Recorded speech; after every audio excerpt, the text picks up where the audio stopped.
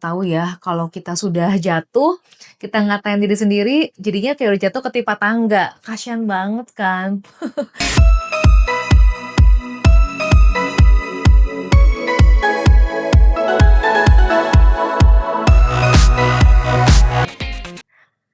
Halo, apa kabar? Ketemu lagi dengan aku Amelia Devina, seorang quantum healing past life regressionist.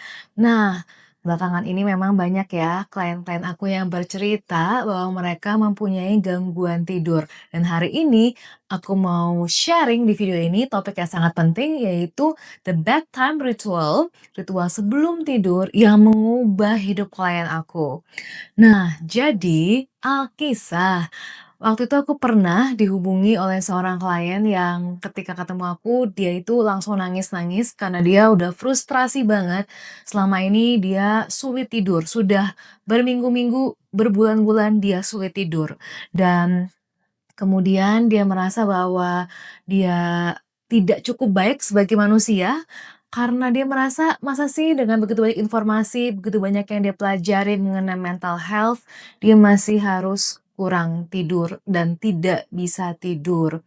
Nah, jadi kalau misalnya kamu relate sama hal seperti ini, kalau kamu merasa kamu juga mengalami insomnia dan kamu merasa kamu udah coba segala macam hal, tapi juga belum berhasil, semoga video ini bisa membantu kamu. Jadi ada beberapa tips yang aku mau bagikan yang aku yakin sekali kalau kamu praktekkan akan sangat berguna. Apa aja tips-tipsnya? Ritual sebelum tidur. Jadi yang pertama yang aku mau sampaikan adalah punyai dulu suatu pola pikir bahwa kalau kemarin-kemarin tidak bisa tidur atau kurang tidurnya, tidak apa-apa. Tidak perlu menyalahkan diri sendiri, tidak perlu menghukum diri sendiri, apalagi kita ngata-ngatain diri sendiri. Karena kita tahu ya, kalau kita sudah jatuh, kita ngatain diri sendiri, jadinya kayak udah jatuh ketimpa tangga. Kasian banget kan. Nah, jadi janganlah berperilaku seperti itu ke diri sendiri. Justru di saat-saat seperti ini adalah saat-saat yang paling penting untuk kita melakukan yang namanya self love dan self compassion. Menyayangi diri sendiri apa adanya. It's okay, kemarin nggak bisa tidur tidak apa-apa. Aku tetap mencintai diriku walaupun kemarin-kemarin aku susah tidurnya. Ini akan membantu kita supaya kita jadi semangat lagi dan jadinya kita lebih santai, lebih rileks untuk bisa tidur. Karena kalau kita nyalain diri kita terus-terusan, jadinya badannya ikut tegang karena dia nggak merasa aman. Bahkan di tubuh sendiri pun dia tidak merasa aman. Oleh karena itu, sayangi diri sendiri, berikan kata-kata yang positif, yang baik, yang penuh dengan compassion supaya badannya tahu, pikirannya tahu bahwa dia merasa aman berada di tubuh ini, di tempat ini. Oke, itu adalah yang pertama. Kita ngomong soal mindsetnya dulu. Yang kedua, ini masih berupa mindset. Yang kedua ini adalah kalau seandainya kamu udah kemarin-kemarin nggak bisa tidur dan uring-uringan terus di atas kasur, besar kemungkinan kemarin-kemarin ini kamu sudah mempunyai namanya negative association dengan tidur, dengan kata tidur, dan juga dengan tempat tidur kamu. Nah, jadi hari ini kita perlu ubah nih, supaya asosiasinya nggak lagi negatif, melainkan jadi positif. Gimana caranya, Mel? Caranya adalah, kalau misalnya nanti malam kamu belum bisa tidur juga dengan gampang, dengan mulus, it's okay kalau kamu udah 20, 30 menit, 40 menit, apalagi udah bolak-balik gak karuan, mendingan kamu bangun aja dan lakukan hal-hal yang membuat kamu rileks.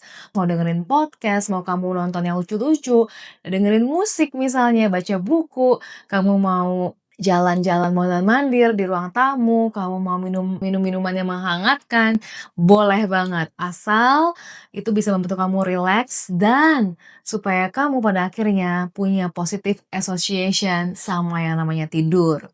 Oke, kemudian yang berikutnya yang penting adalah, ini kita mau agak disiplin, tapi disiplin ini sangat penting karena disiplin ini akan sangat menentukan ya keberhasilan tidur kamu, yaitu kalau misalnya sudah jam 10, usahakan tidak ada lagi gadget yang kamu pegang. Jadi jam 10 sampai jam 4 pagi itu adalah saat-saat yang krusial di mana kalau bisa sebisa-bisanya no gadget. Oke, dan kalau memang kamu perlu konsumsi gadget, konsumsilah paling maksimal 30 menit sampai 60 menit sebelum kamu tidur. Kenapa? Karena kalau misalnya kamu mengkonsumsi gadget kurang dari 30 menit sebelum tidur, itu akan sangat bisa mengganggu kemudahan tidur kamu dan kualitas tidur kamu. Karena apa? Karena paparan cahayanya, blue light-nya itu bisa mengacaukan circadian rhythm, bisa mengacaukan sekresi melatonin dari otak dan membuat kamu jadinya sulit tidur. Jadi penting banget untuk kamu lakukan ini, no gadget maksimal 60-30 menit sebelum tidur. Oke, dengerin ya kataku.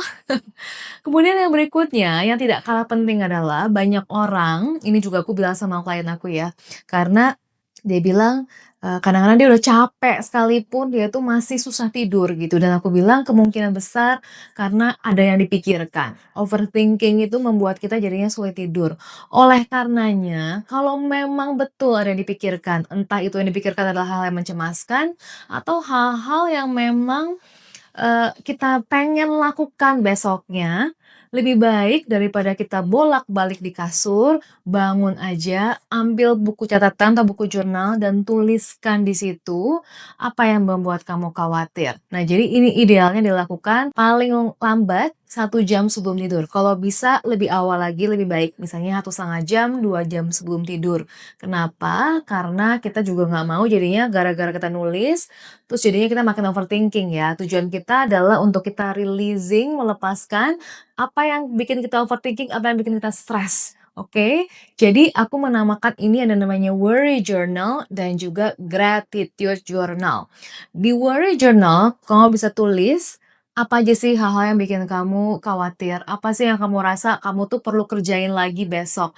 Kamu tuh khawatir mengenai apa ya? Apakah mengenai anak, suami, istri, bos, apa sebenarnya, duit misalnya kan, mertua, apapun itu, tuliskan aja. Karena di catatan kamu, di kertas kamu, dia itu nggak akan menghakimi kamu. Jadi jujur aja, tumpahkan semua ke worry journal-nya. Selain ada worry journal, aku juga minta klienku menulis yang namanya gratitude journal. Ini juga sangat membantu karena sebelum tidur kita pengen naikin ya frekuensi kita pengen naikin mood kita. Jadi dengan kita menuliskan gratitude journal, kita merasa bersyukur, jadinya kita lebih ringan, lebih happy, lebih peaceful. Dan kalau kita lebih peaceful, lebih damai, akan memudahkan kita juga kan untuk feel good dan juga tidurnya tuh lebih mudah dan lebih nyenyak. Ya tuliskan aja hal-hal yang membuat kamu merasa bersyukur di saat ini atau di hari ini. Dan bonusnya adalah semakin kita merasa bersyukur, akan semakin kita mendatangkan begitu banyak hal lainnya yang bisa kita syukuri dalam hidup.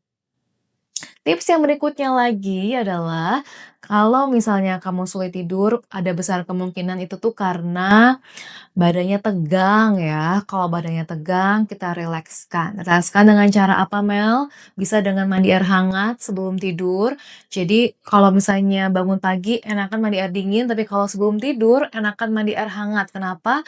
Kalau kita mandi air hangat itu akan membuat suhu tubuh kita tuh lebih cool down ya. Ibaratnya tuh kalau kayak mesin udah seharian beroperasi, kalau kita kasih air panas, ya itu akan jadi lebih adem, akan lebih dingin badannya, dia akan menyesuaikan suhu tubuhnya, oke? Jadi akan lebih nyaman juga kita tidurnya. Dan suhu ruangan juga bisa dilihat, idealnya suhu ruangan tuh lebih dingin ya dibanding normalnya, dibanding kalau misalnya kita lagi kerja, karena kita pinginnya tuh selimutan, dingin, adem, itu akan membantu juga supaya badannya tuh lebih rileks. Karena biasanya kita tuh sering kebangun, dalam lagi tidur sering kebangun kalau suhunya tuh berubah jadi makin panas, kalau makin panas biasanya kita akan gerah, terus terbangun deh, ya Kak. Kita kan pernah ya mungkin ngerasain kalau misalnya kebangun tuh tiba-tiba kayak kaos kaki kita atau misalnya baju kita, selimut kita tuh udah terlempar kemana. Itu karena sebenarnya suhu tubuh kita itu mengalami adjustment, mengalami penyesuaian seiring kita tidur. Makanya idealnya suhu ruangannya pun juga dingin. Kemudian apalagi yang bisa dilakukan untuk bisa relaksasi sebelum tidur? Lihat tubuhnya itu apakah tegang? Kalau memang tubuhnya tegang, coba kita bisa rilekskan tubuhnya. Bagian tubuh mana yang tegang? Coba rasakan, tanyakan ke tubuhnya, coba amati tubuhnya sendiri. Apakah bagian dada, apakah bagian perut, apakah bagian tangan? Kalau bagian tangan yang menggenggam bisa dilepaskan. Kalau misalnya bahu bisa diриlekskan, diturunkan. Kalau rahang bisa dikendurkan. Jadi coba dieksplor bagian tubuh mana yang menegang, bisa kita ajak untuk rileks, rileks, rileks, rileks, oke? Kemudian apalagi tips-tips yang bisa membantu bedtime ritual nih sebelum tidur? Untuk klienku, aku juga ajak untuk dia bisa minum teh, kalau memang dia minum teh, ada orang nggak bisa minum teh ya, jadi ini nggak pukul rata, disclaimer dulu teman-teman, nggak pukul rata, karena tiap orang beda-beda, tapi kalau ada minuman yang bisa bikin rileks, misalnya teh chamomile, atau misalnya ada aromaterapi yang kita mau pasang di, tempat tidur kita, kita mau menyalakan lampu yang membuat kita merasa cozy misalnya. Jadi idealnya memang ketika tidur lampunya pun ya perlu redup sebenarnya atau bahkan mati total. Karena kalau ada cahaya itu akan mempengaruhi juga kemudahan dan kualitas tidur kita. Jadi idealnya kalau misalnya memang sebelum tidur enaknya tuh lampunya sudah mulai redup ya, sudah mulai cozy-cozy. Dan kalau sudah memang mau tidur, matikan lampunya. Kalau memang pasangan kita atau misalnya ada orang di rumah yang suka lampunya nyala, itu sebaiknya ada kompromi ya, sebaiknya ada diskusi bagaimana supaya tetap ada cahaya sedikit mungkin, tapi redup atau mungkin di bagian bawah aja, di bagian lantai misalnya ya. Jadi kalau mau jalan mungkin kamar mandi tetap bisa, tapi overall secara keseluruhan ruangan tuh gelap, oke? Atau redup dia. Kemudian apalagi yang penting aku sudah bahas mengenai lampu, cahaya, kemudian juga aromaterapi bisa juga, atau mungkin ada yang mau nyalakan lilin, dengerin musik sebelum tidur, itu bisa juga ya. Dan ada tips terakhir nih di sini yang aku mau bagikan, yang ini tuh ternyata buat klien aku pamungkas banget ya. Karena dia nggak nyangka dan dia makin nangis lagi setelah aku ngomong gini. Aku bilang gini sama dia, "Kalau kamu susah tidur karena pikirannya berantakan, apakah jangan-jangan lingkungan sekitar kamu juga berantakan? Kalau iya, kamu perlu bereskan." Nah, jadi ini juga penting ya, kalau tempat tidur kamu berantakan, kamarnya berantakan, gimana bisa nyaman tidur di sana?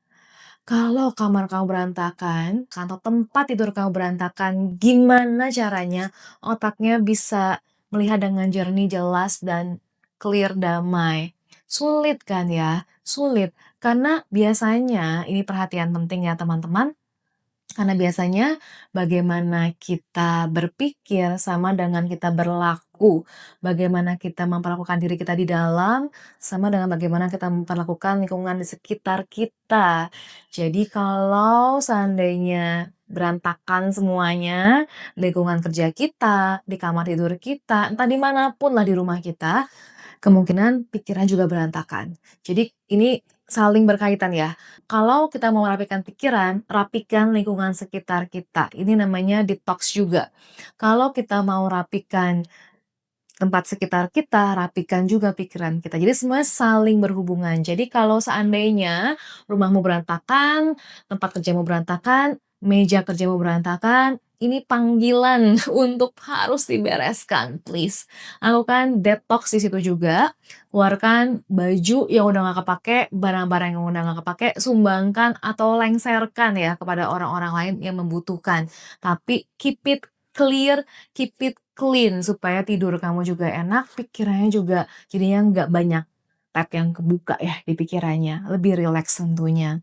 Jadi itu beberapa tips yang aku sudah bagikan hari ini, dan kalau misalnya kamu belum, mendengar, kamu bisa ikutan juga untuk mencoba mendengarkan audio track Yoga Nidra Guided Sleep Meditation yang aku sudah pernah buat, durasinya 20 menit dan klienku bilang ini waktu dia dengar itu memudahkan dia banget untuk langsung terlelap ya. Jadi yang sebelumnya dia itu susah tidur, kemudian dia sudah bisa tidur dengan lebih cepat. Jadi kalau sebelumnya perlu 1 jam, 2 jam, 3 jam, 4 jam, 5 jam nggak tidur-tidur, ini dia bisa lebih mudah dalam 10 menit, 20 menit, dia sudah bisa terlelap dengan semua tips tadi dan juga kalau dia perlu dia nyalakan nih audio track-nya. Nah, jadi ini semua bisa terjadi kalau kita praktek ya, karena kalau kita nggak praktek, percuma nih semua tips yang sudah dibagikan. Apakah kamu siap praktek dan mana yang kamu praktekkan duluan? Buat komitmennya, tulis di kolom komentar mana aja sih dari tips-tips tadi yang mau dipraktekkan. Tentunya selain tips-tips yang sudah aku bagikan tadi, masih banyak tips lainnya ya. Jadi tetap tonton videoku dan kalau kamu merasa video ini bermanfaat, bagiin juga please kepada teman-teman kamu yang kamu tahu mereka tuh susah tidur dan butuh nih video-video seperti ini. Oke, dan juga mencegah kan lebih baik ya daripada mengobati. Jadi please share dan juga bantu aku, support aku untuk like, komen, dan subscribe. Dan kalau belum, bisa juga follow aku di sosial media, Amelia Devina 777 di mana aku share hal-hal yang personal mengenai bagaimana aku menghidupi hari-hari aku, bagaimana aku mengatasi kendala dan juga tantangan hidup aku, itu aku bagikan banyak di sosial media, di Instagram. Jadi follow juga, dan sampai ketemu lagi di video selanjutnya. Thank you.